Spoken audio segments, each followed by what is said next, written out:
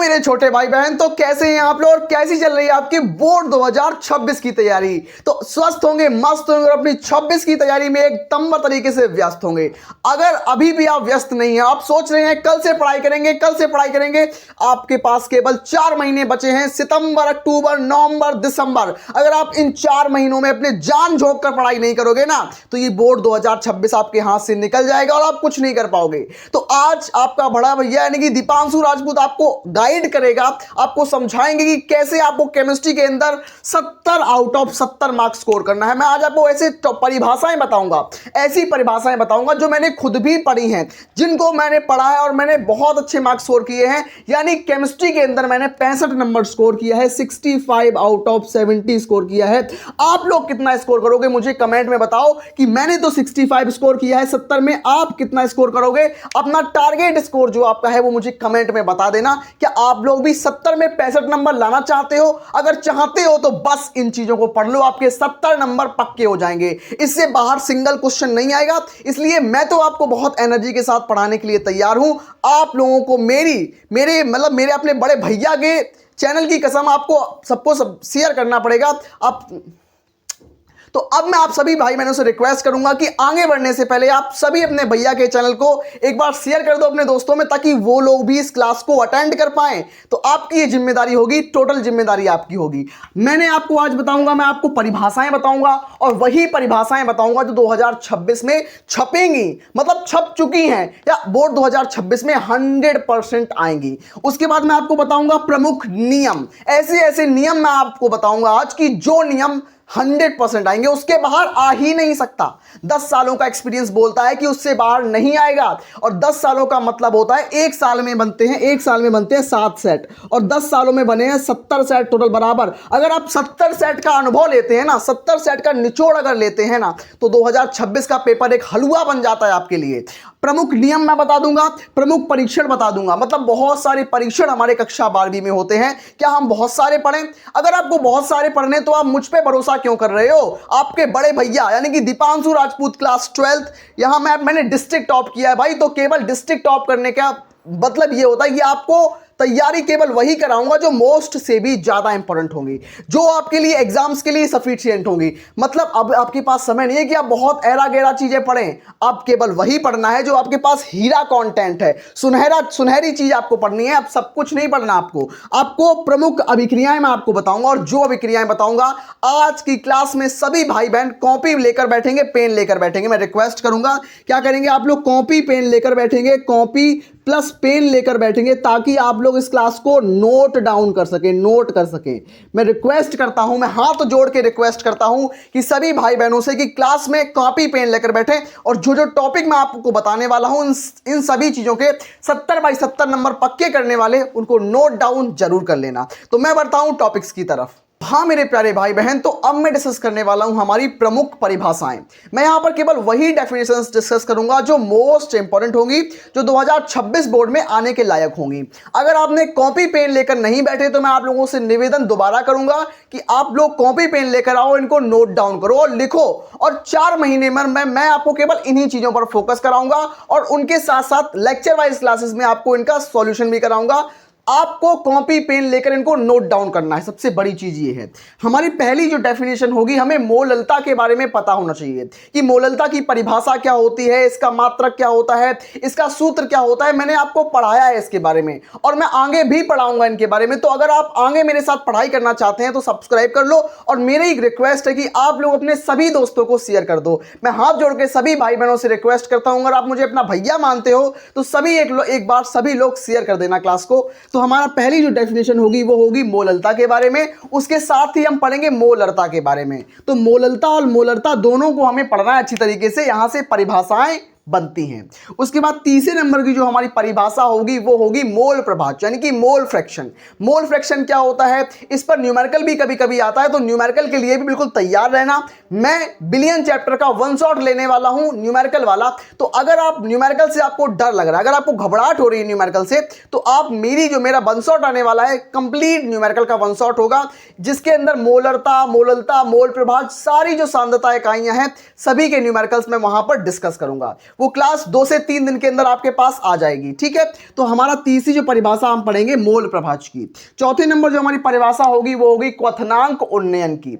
ये एक अणु संख्या गुणधर्म होता है क्वथनांक उन्नयन। ठीक है, और उसके साथ साथ हमारी 5 नंबर की जो डेफिनेशन होगी वो होगी हिमांक अवनमन। तो ये मोस्ट इंपोर्टेंट ये भी होगी हिमांक अवनमन। उसके साथ साथ आप परासरण दाब और वाष्प दाब में आपेक्षिक अवनमन को भी तैयार कर लेंगे, वहां से भी कभी कभी क्वेश्चन आता है। ठीक है, उसके साथ साथ आपकी 6वें नंबर डेफिनेशन होगी मोलल उन्नयन स्थिरांक। तो मोलल उन्नयन स्थिरांक मोस्ट इंपोर्टेंट टॉपिक्स है हमारा, यहां से परिभाषाएं बनती हैं।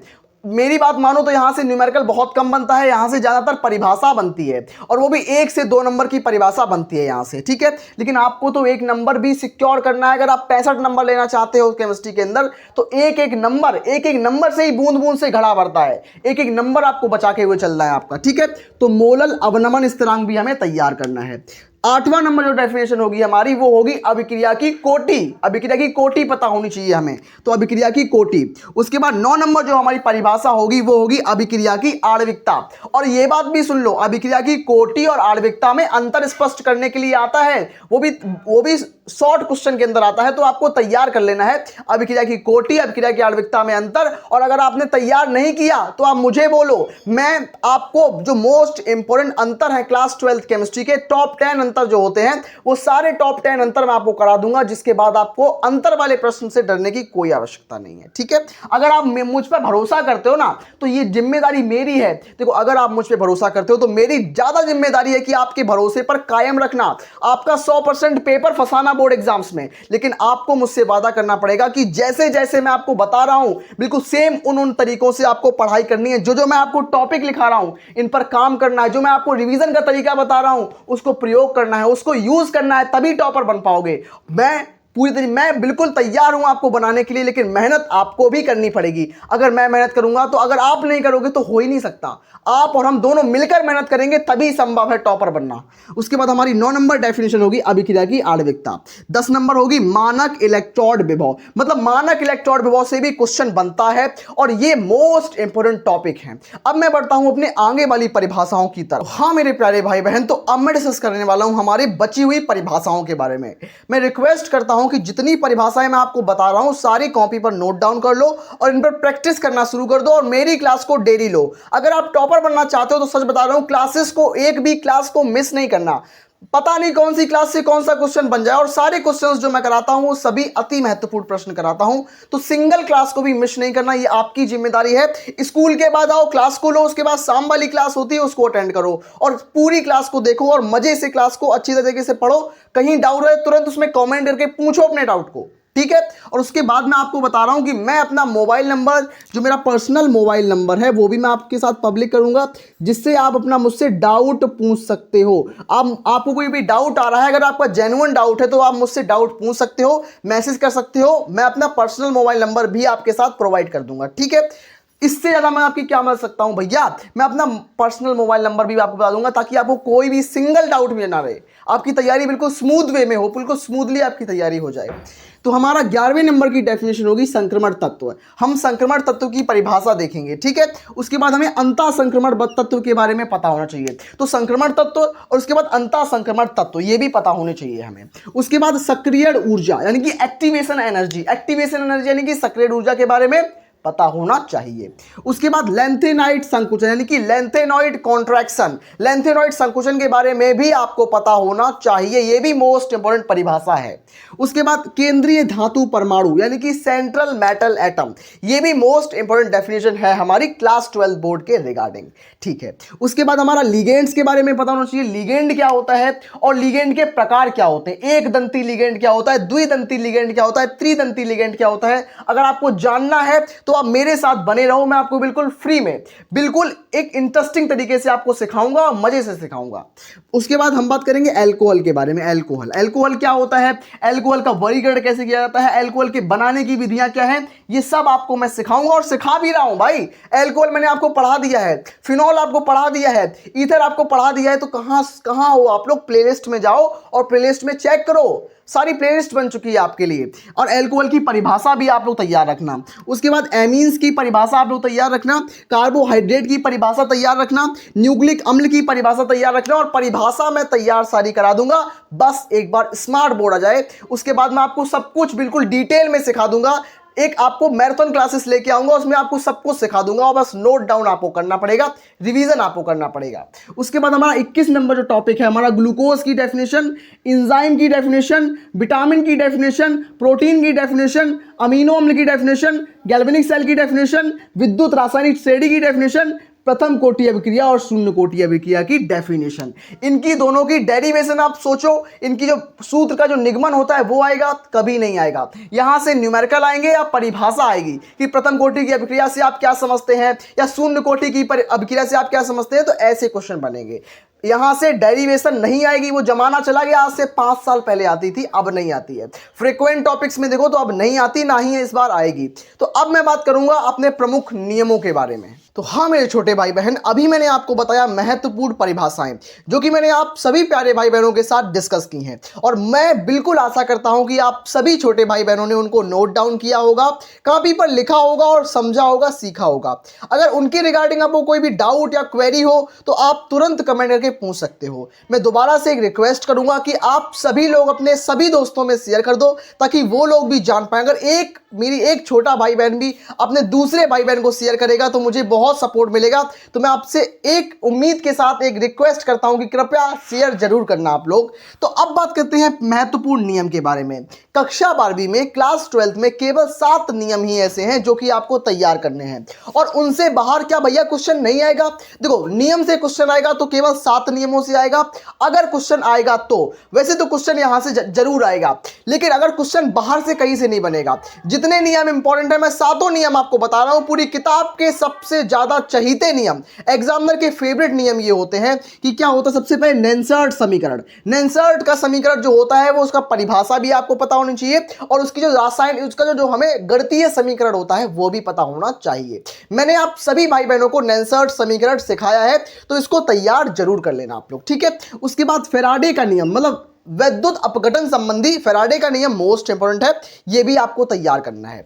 उसके बाद कोलराउस का नियम, कोलराउस का नियम भी मोस्ट इंपोर्टेंट है, और बोर्ड 2026 में छपने लायक है, और इसके अनुप्रयोग भी पूछे जाते हैं, तो अनुप्रयोग भी आप तैयार रखना। उसके बाद हमारे पास हेनरी का नियम है। हेनरी का नियम यानी कोल्ड ड्रिंक का नियम। कोल्ड ड्रिंक में कैसे हम गैस को डालते हैं, मतलब किसी बॉटल के अंदर कैसे हम गैस को कंप्रेस करके डालते हैं, यही नियम होता है हेनरी का नियम। तो बिल्कुल साधारण शब्दों में मैंने आपको बताया है हेनरी का नियम, सब कुछ बिल्कुल डिटेल में सिखाया है। अगर क्लासेस आपने नहीं ली हैं तो प्लेलिस्ट में जाओ, और मोस्ट इंपोर्टेंट के नियम की सीरीज आपके लिए मैंने बना दी है, उस प्लेलिस्ट में आप जाके चेक कर सकते हो, ठीक है। तो आपको हेनरी का नियम भी आना चाहिए। उसके बाद राउल्ट का नियम आप तैयार कर लेना। अर्हेनियस समीकरण तैयार करना, मैं इस पे स्टार मार्क लगा रहा हूं, क्योंकि अर्हेनियस समीकरण से बहुत दिनों से, बहुत सालों से क्वेश्चन नहीं आया है। तो 2026 में अगर नया क्वेश्चन बनेगा, अगर कोई नया प्रश्न बनेगा तो वो अर्हेनियस समीकरण से बन सकता है। तो आपको मैं अर्हेनियस समीकरण भी तैयार कराऊंगा, आप अपनी कॉपी पर नोट डाउन इसको भी कर लेना। उसके बाद वॉन हॉफ नियम या वॉन हॉफ गुणांक के नाम से इसको हम जानते हैं, इसको भी हम पढ़ेंगे, और इसकी परिभाषा हम लोग पढ़ेंगे। इस पर numerical most of the chances है नहीं आएगा, लेकिन इसकी परिभाषा आ सकती है, इसलिए मैं आपको तैयार करा दूंगा। तो अभी मैंने आपको बताया परिभाषाएं, अभी मैंने आपको बताया प्रमुख नियम, अब मैं बताऊंगा आपको प्रमुख परीक्षण। हाँ मेरे छोटे भाई बहन, तो अब मैं डिस्कस करूंगा हमारे क्लास 12th केमिस्ट्री के मोस्ट इंपॉर्टेंट परीक्षण। तो मैंने अभी आपको परिभाषाएं बता दी, मैंने आप सभी प्यारे भाई बहनों को नियम बताए, लेकिन परीक्षण का मतलब क्या होता है? रासायनिक परीक्षण के नाम से इनको हम जानते हैं। ये क्या होते हैं? क्लास 12th केमिस्ट्री के अंदर टेस्ट किए जाते हैं, लेबोरेटरी में टेस्ट किए जाते हैं। तो उनके आधार पर कक्षा 12वीं में हमारे पास जो एनसीईआरटी के हिसाब से जो डेटा है, जो हमारे पास पीवाईक्यू का डेटा है, और जो हमारे क्वेश्चन बैंक का डेटा है, उसके आधार पर जो मोस्ट इंपॉर्टेंट परीक्षण हैं, जो साल दर साल हर साल रिपीट हो रहे हैं, 2020, 21, 22, 23, 24, 25 और 100% चांस है 26 में आएंगे। ऐसे में 4 परीक्षण आपको बता रहा हूं, मैं सच बता रहा हूं। अगर आपको मेहनत अच्छी लग रही हो तो प्लीज अपने दोस्तों में एक बार शेयर जरूर कर देना, मैं अपने सभी भाई बहनों से रिक्वेस्ट करता हूं। तो अब बात करेंगे पहला नंबर परीक्षण जो हमारा होगा, वो होगा मॉलिस परीक्षण, और ये हमारा वेरी इंपॉर्टेंट होगा, VIMP होगा, मतलब ये पिछले साल दर साल ये रिपीट हो रहे हैं, और इस साल 2026 में आने के 100% चांस बनते हैं, 100% चांस है इसके आने के। ये वेरी इंपॉर्टेंट है और हमेशा आते रहते हैं, और इस बार भी आएंगे। उसके बाद इसको हम कार्बोहाइड्रेट का परीक्षण के नाम से भी जानते हैं, याद रखना। मॉलिस परीक्षण यानी कि कार्बोहाइड्रेट का परीक्षण, ये भी याद रखना। उसके बाद ल्यूकास परीक्षण, ल्यूकास परीक्षण का यूज हम first degree, second degree, third degree alcohol को क्लासिफाई करने में, वर्गीकृत करने में करते हैं। तो ल्यूकास परीक्षण पर टिप्पणी लिखने को आ सकती है, या फिर आएगा ल्यूकास परीक्षण द्वारा प्राथमिक, द्वितीयक और तृतीयक अल्कोहल का वर्गीकरण कीजिए। तो मैं आपको करा दूंगा, कहां पर कराऊंगा, मैं जब केमिस्ट्री के मोस्ट इंपोर्टेंट क्वेश्चंस कराता हूं उसके अंदर कराता हूं। तो आप में से कितने भाई बहन क्वेश्चंस की सीरीज को अटेंड करते हैं? और अगर आप लोग मोस्ट इंपोर्टेंट क्वेश्चन को अटेंड नहीं करते हो तो आपका बहुत नुकसान हो जाएगा। और मैं वही क्वेश्चंस क्लास में करा रहा हूं और वही महत्वपूर्ण प्रश्न करा रहा हूं जो 2026 में छपने वाले हैं या बिल्कुल छप चुके हैं। तो वही प्रश्न कराया जा रहे हैं। आपको डेली क्लास को अटेंड करना है, अटेंटिवली, बिल्कुल फोकस से अटेंड करना है और एक भी क्लास को मिस नहीं करना है। उसके बाद हमारे पास ल्यूकास परीक्षण, ये भी मोस्ट इंपोर्टेंट है, मोस्ट इंपोर्टेंट है और 2026 में छपने लायक है। उसके बाद टॉलिन अभिकर्मक, जिससे टॉलिन परीक्षण के नाम से जानते हैं, तो टॉलिन परीक्षण भी हमारा 100% आने लायक टॉपिक होता है। टॉलिन परीक्षण जो होता है वो 100% इंपोर्टेंट टॉपिक है। उसके बाद हमारा फेलिंग टेस्ट या फेलिंग सॉल्यूशन के नाम से जानते हैं, फेलिंग बिलियन के नाम से इसको हम जानते हैं। तो ये भी हमारा मोस्ट इंपॉर्टेंट टॉपिक है। टॉपिक क्या बोल दो, इतना इंपॉर्टेंट बोल सकता हूं कि मैं इसको बोल सकता हूं 101% आने लायक है। मतलब आपको सुन के अचंभा लगेगा कि ये सारे जो मैं आपको 4 टेस्ट बता रहा हूं, परीक्षण बता रहा हूं, ये 2026 में छपने वाले नहीं, बिल्कुल छप चुके हैं और यहीं से क्वेश्चन आते हैं, ऐसे ही क्वेश्चन आते हैं। और टॉपर जो होते हैं कभी अपने सीक्रेट्स को शेयर नहीं करते, लेकिन आप लोग मेरे छोटे भाई बहन हो, मैं कोई टीचर नहीं हूं, मैं आपका बड़ा भैया हूं। तो भैया तो अपने भाई बहनों के साथ शेयर कर ही सकते हैं। तो मैं आपको भैया के नाते बता रहा हूं कि आप लोगों से रिक्वेस्ट करता हूं कि सारे टॉपिक को नोट डाउन कर लो और तैयारी मैं करा दूंगा, सारे सॉल्यूशन मैं करा दूंगा। सॉल्यूशन की चिंता मत करना, क्लासेस में एक एक करके मैं करा दूंगा, ठीक है। तो अब मैं बात करूंगा हमारी प्रमुख नाम वाली अभिक्रियाओं के बारे में या फिर हमारे कक्षा 12वीं की मोस्ट इंपॉर्टेंट रिएक्शन के बारे में। तो हाँ मेरे छोटे भाई बहन, तो अब मैं डिस्कस करने वाला हूं हमारा चौथा नंबर टॉपिक जो केमिस्ट्री का होने वाला है, जिसके अंदर हम लोग देखेंगे महत्वपूर्ण अभिक्रियाएं।